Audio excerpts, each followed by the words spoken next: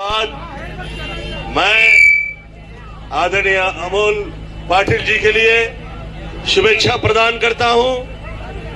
आप सब लोगों से प्रार्थना करता हूं कि आप लोग आपण सगळ्यांनी प्रचंड मताने यांना विजयी करायचा आहे अशी मी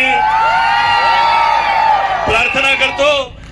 माझी मराठी आता काय वर्षानुवर्ष झाले मी ते विरार गावाची आहे थोडी चालणार ना प्रॉब्लेम नाही ना।